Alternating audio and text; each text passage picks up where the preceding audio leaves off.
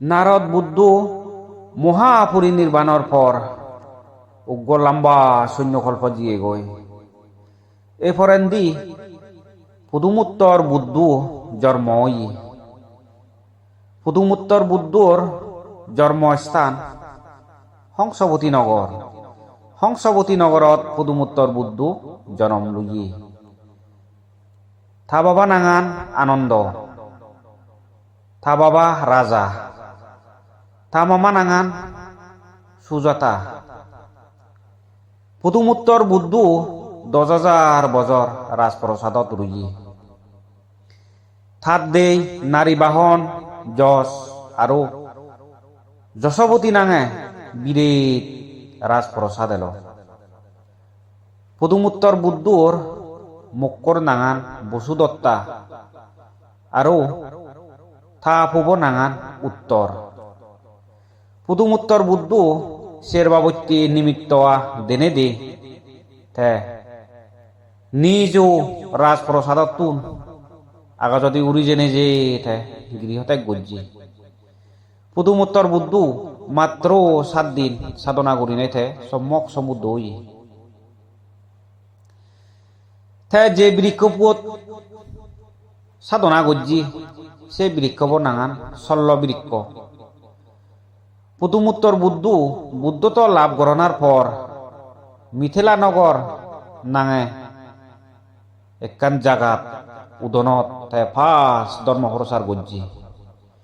তার অগ্রশ্রাবক এলাকায় 2 জন দেবল আৰু সুজাত। এই সময়ত ভগবান বুদ্ধর যে দেখি সারিপুত্র বানতে আৰু মোগলায়ন মানতে যে দেখি এই সে দেখি এলাকায় অগ্রশ্রাবক পুদুমুত্তর বুদ্ধর দেবল আৰু অলদে সুজাতে। তার সেবক এলদে সুমন। তার অগ্রশ্রাবিকা এলাকায় অমিতা আৰু অসমা। পুদুমুত্তর বুদ্ধর প্রধান 2 জন উপাসক এলাকায় বিথিন্ন আৰু থিচ্ছা।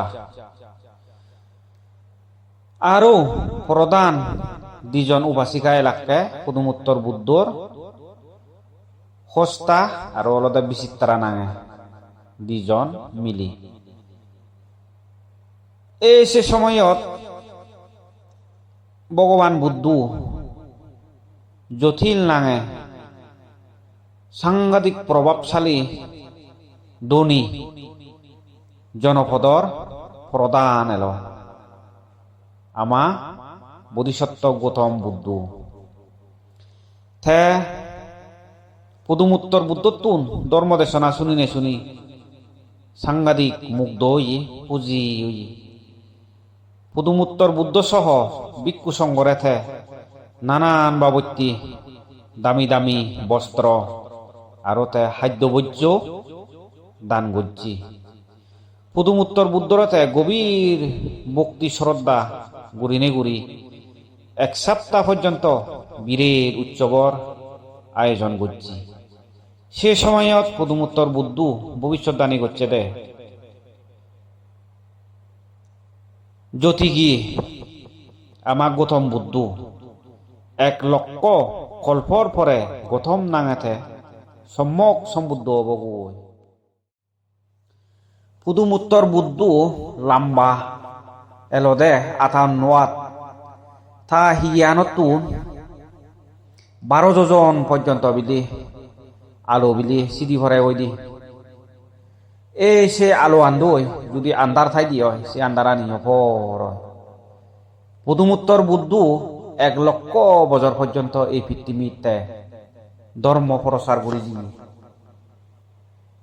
সেজন দি নন্দরাম নাঙে একখান জায়গাতে পরিনির্বাণ লাভ করছি। তার স্মৃতির উদ্দেশ্য গুলি নেই 12 যোজন উচ্চতালৈ বীরের স্তূপ বানাইব। পুদুমুত্তর বুদ্ধর সেই বীরের প্রবাহ আৰু শাসনকর্তা জটিলর সেই দানান কোনো নেই আর ইয়েন দই প্রমাণ করা যায় দি এই পৃথিবীত কোনো একখান জিনিসই চিরস্থায়ী নয়।